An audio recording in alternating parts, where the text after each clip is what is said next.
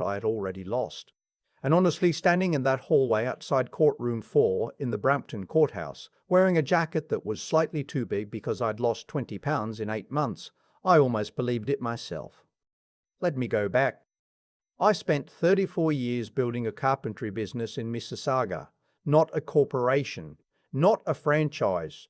Just me, a truck, a set of tools my father left me when he passed, and eventually a small shop on Lakeshore that I ran with 2 employees and my own 2 hands. I built custom cabinetry, staircases, built-ins, the kind of work where you show up at someone's house and 3 months later they cry when they see the finished kitchen because it's exactly what they imagined but never thought they'd have. That was my work. That was my life. My wife, I'll call her my wife because that's what she was for 31 years, whatever else she became, she handled the books. That was the arrangement we made early on, when the business was just getting going and she was better with numbers than I was. I trusted her completely. Why wouldn't I? We had a daughter together. We had a home in Port Credit with a backyard that backed onto a creek. We had a life. What I didn't know, what I had no reason to suspect, was that for the last 9 years of our marriage, she had been slowly, methodically moving money out of the business accounts and into a joint account she shared with a man I'll call her partner. He was a property developer from Oakville, 12 years younger than me. I'd met him twice at neighborhood events and thought nothing of him. The first sign came in the spring of 2022. Our accountant, a quiet man I'd worked with for nearly 20 years, called me on a Tuesday afternoon and said he needed to meet in person. Just me, not my wife. I remember thinking that was strange. He was too careful a man to do anything dramatic without reason. He sat across from me in his office on Huron, Ontario, and laid out 3 years of statements. The numbers didn't match. Business income was healthy. It had always been healthy, but retained earnings were consistently lower than they should have been. Small amounts, 300 here, 800 there, occasionally a few thousand, moved under descriptions like supplier adjustment or equipment maintenance, or just left as Interact transfers to an account I didn't recognize. When you add it up over 3 years, it came to just over $240,000. He thought at first it might be a bookkeeping error. He'd gone back 5 more years and found the same pattern, smaller in the early years, growing over time as my wife became more confident. 9 years total, nearly $600,000. I drove home that night and sat in my truck in the driveway for 40 minutes. I could see the kitchen light on through the window. She was making dinner. I could hear the radio. I didn't go inside. I drove to a Tim Hortons on the QEW and sat with a large double-double until it went cold, trying to figure out what I was actually feeling. The answer, if I'm honest, was nothing yet. The information was too large. My brain was still trying to figure out where to put it. I called my daughter the next morning. She lives in Hamilton now with her husband and my 2 grandchildren. She was the first person I told, and she reacted the way I probably should have. She was furious, immediately, without hesitation. She told me not to do anything rash. She told me to get a lawyer. She told me not to say a word to her mother yet. She was right about all of it. I hired a family lawyer in Mississauga who had a reputation for being thorough and unromantic about these situations. She told me to document everything, change nothing, and not alert my wife that anything had shifted. This was the hardest instruction I've ever followed in my life. To sit across from someone at the dinner table every night, watching the news, passing the salt, asking about her day, knowing what you know. I'm not built for deception. I never have been. My daughter called me every other day to make sure I hadn't said anything. Most nights I hadn't slept. What I did during those months was build my case quietly. I worked with my accountant and a forensic accounting firm my lawyer brought in. I requested bank records going back to 2013. I compiled statements from suppliers who confirmed the adjustments listed in our books were not legitimate. I found transfers that had been described as equipment leases for equipment I had never bought. I found a payment labeled consulting fees to a numbered company that, when traced, belonged to my wife's partner. It was meticulous, slow work, the kind of work I understood. Measure twice, cut once.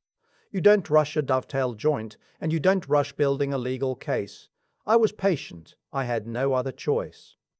In November of 2022, I filed for divorce. My wife's reaction told me she had not expected it, or at least had not expected it to come the way it did, through a lawyer's office with documentation attached that outlined the financial discrepancies. She went quiet for 3 days. Then she retained her own lawyer, a man from Toronto with an expensive-looking website, and her tone shifted entirely. She was no longer a wife caught in something. She became a businesswoman protecting her assets. That phrase, her assets, I kept hearing it in various forms over the next several months, through lawyers' letters, through preliminary hearings, through terse exchanges about the division of the house. She had constructed a version of events in which the money she had moved was her fair compensation for years of bookkeeping work that had gone unacknowledged. Her lawyer leaned into this. She was a business partner, not just a spouse. The funds were a form of management fee. She had contributed equally to the success of the enterprise. I want to be clear about something. I'm not a man who has ever been good at anger. I tend to go quiet when things are bad, not loud. But sitting in my lawyer's office reading the written version of that argument for the first time, I felt something I can only describe as a cold clarity, not fury, clarity. They were going to argue that stealing $600,000 from me was actually just an accounting correction, and they were going to do it with straight faces, and the only thing standing between that argument and a judge was the work my team and I had done over the past year. The hearing was set for February 2023 at the Ontario Superior Court of Justice in Brampton. My wife arrived with her partner. They came together in his car. I saw it from the window of the waiting area. They were well dressed. She had on a grey wool coat I'd never seen before. He was taller than I remembered. They were talking and laughing about something as they came through the main doors, the kind of easy laughter people have when they feel the situation is already resolved. My daughter was with me. She had driven up from Hamilton and was sitting beside me in the hallway, her hand on my arm. She didn't say much. She didn't need to. She just stayed.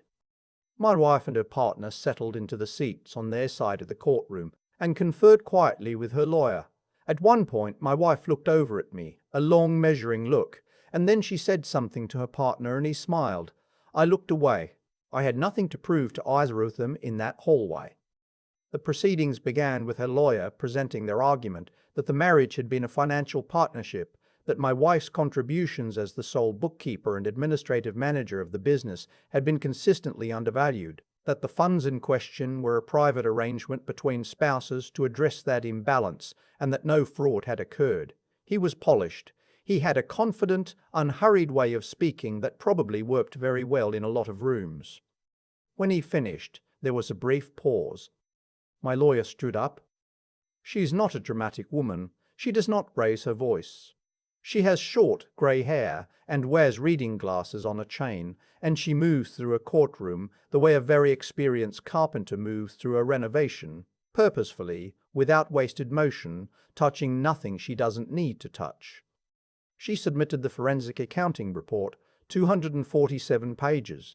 She submitted the bank records going back to 2013. She submitted the supplier statements contradicting the adjustments. She submitted the records tracing the numbered company receiving the consulting fees directly to my wife's partner. And then she submitted something I had prepared myself, a private letter I had written to the court approximately 6 weeks earlier, through proper legal channels, requesting that it be entered as a personal statement from the respondent. My lawyer had advised me to write it. She had reviewed it. She told me to be honest and specific, and not to write anything I couldn't support with documentation. I had done exactly that. The letter laid out 9 years of my life in plain language. It described the business I had built. It described the arrangement that had allowed my wife full access to business finances. It described the moment I first learned what had happened. It described as clearly as I could what it is to build something with your hands every day of your adult life and discover that while you were doing that, someone you trusted absolutely was quietly emptying it. The judge, a woman in her late 50s, efficient and attentive, read that letter in full, sitting at the bench while the courtroom was quiet. At one point she stopped, removed her glasses, looked up at the ceiling for a moment, then put her glasses back on and continued reading. When she finished, she set it down on the desk and looked at the courtroom. My wife said something to her lawyer in a low voice. Her partner leaned in. They still looked like people who expected to win. The judge began speaking.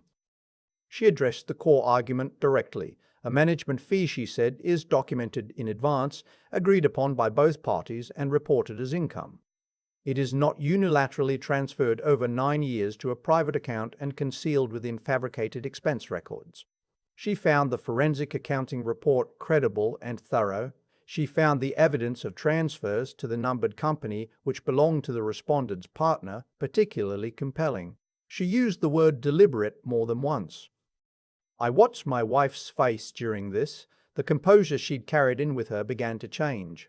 Not dramatically, she's not a dramatic person either, but I could see it, a tightening around the eyes. Her partner's hand, which had been resting on the table near hers, moved away. The judge ordered full financial disclosure from both my wife and her partner. She referred the matter of the numbered company to the appropriate authorities for further review, which, I would later learn, meant that a CRA investigation was opened within the month. She awarded me the full value of the matrimonial home in Port Credit, which, at that point, had been appraised at $1.1 million. She ordered repayment of the fraudulently transferred funds with interest. She granted the divorce. The whole pronouncement took perhaps 12 minutes. Afterward, in the hallway outside, I sat down on a bench, and my daughter sat beside me, and neither of us said anything for a while. She was crying a little. I wasn't, not then. I just felt very tired and very still, the way you feel at the end of a very long job, when the last piece is fitted, the last seam is sanded, and you stand back and it's exactly what it was supposed to be. My wife and her partner left quickly. I didn't watch them go. Over the following months, the full picture came out through the legal and financial process. The numbered company, incorporated in 2014, had received transfers totaling $183,000 from our business accounts over 8 years. My wife had filed none of it as personal income, which is how the CRA became involved. Her partner had listed it as business income against a development property, which brought its own complications. In the end, my wife repaid the transferred funds through the division of assets, which consumed most of her share of the home sale and a retirement savings account she had accumulated. Her partner faced tax reassessments that, from what I understand through my lawyer, were significant. I was told by my accountant that what I recovered, factoring in the home equity and the ordered repayment, was close to what had been taken. Not exactly, but close. My daughter asked me once, around that time, if I was angry. I thought about it seriously before I answered. I said I was, for a while, somewhere around month 4, when I was driving home late from a job in Etobicoke, and I passed a coffee shop and saw 2 people laughing in the window, and I had to pull over because something came up in my chest that I didn't know what to do with. I sat there for about 10 minutes. Then I kept driving. But anger wasn't the thing that got me through it. The thing that got me through it was the same thing that's got me through every difficult job I've ever had. You pay attention, you do the work carefully, you don't skip steps, you trust the process. I still have the shop on Lakeshore. I hired a bookkeeper through a proper accounting firm. I updated all the signing authorities and account access. I had the old equipment listed and verified and catalogued. The real equipment, the stuff that actually exists. There are no consulting fees to any numbered company anywhere in my records. My grandson, who is 9 and who likes to come to the shop on Saturdays, asked me last fall what the most important thing about carpentry is. I was showing him how to measure a board. I told him it's not the cutting. Anybody can cut. The most important thing is knowing exactly what you got before you start. Measure it. Know its dimensions. Know where the grain runs, where it might split, where it's stronger than it looks. He nodded very seriously, the way 9-year-olds do when they're trying to seem older than they are. I handed him the measuring tape. Some lessons take 30 years to fully learn, but when you finally learn them, they're yours. I keep thinking about my accountant's phone call. A Tuesday afternoon, nothing remarkable about it. I was finishing up a cabinet quote on my laptop, and then his voice came through and everything quietly changed. He didn't know when he asked to meet just me that he was about to hand me the worst and most important information of my life. He was just doing his job carefully, the way he always had. And that carefulness is what saved me. I've thought a lot about what kind of person takes 9 years to do what my wife did. Not in anger anymore, that passed, but just as a plain question. Because it takes something specific to look at a person across the dinner table every night and carry that kind of secret. It takes a willingness to separate what you know from what you show. And I think that willingness, once you develop it, starts to change you in ways you don't notice until it's too late. By the end, she wasn't protecting a relationship or even protecting herself, really. She was just protecting the version of events she decided was true. My daughter was furious on my behalf before I'd even let myself feel anything. She told me to get a lawyer. She drove up from Hamilton to sit beside me in that courthouse hallway, and she didn't say much, but she was there. That mattered more than I could explain at the time. When you're going through something that isolates you, and this kind of betrayal is deeply isolating because you can't talk about it, you can't let on, you have to sit with it alone for months. Just having one person who knows the truth and stays beside you anyway is everything. What I've come to understand is that the outcome wasn't luck. It wasn't fate in any mystical sense. It was consequence. My wife made choices over 9 years that created a paper trail, and I made choices over 12 months that documented it. The court didn't do anything extraordinary. It just looked at what was actually there. That's the part I want to say clearly because I think it's the part people sometimes miss in stories like this. The patience wasn't passive. The silence wasn't weakness. Every month I sat across from her at dinner without saying a word. I was building something. Measure twice, cut once. That's how I was trained, and it turns out it applies well beyond woodworking. You don't act until you know exactly what you have. You don't cut until you're sure. My grandson asked me what the most important thing about carpentry is, and I told him it's knowing what you've got before you start. I meant the wood, but I also meant everything else. Know what you're working with, know where the weak points are, know where it's stronger than it looks, and then do the work, step by step, without skipping anything. I'm 63 years old, I still have the shop, I have my daughter. I have Saturday mornings with a 9-year-old who holds a measuring tape like it's something worth taking seriously. That's not a small thing. That's everything.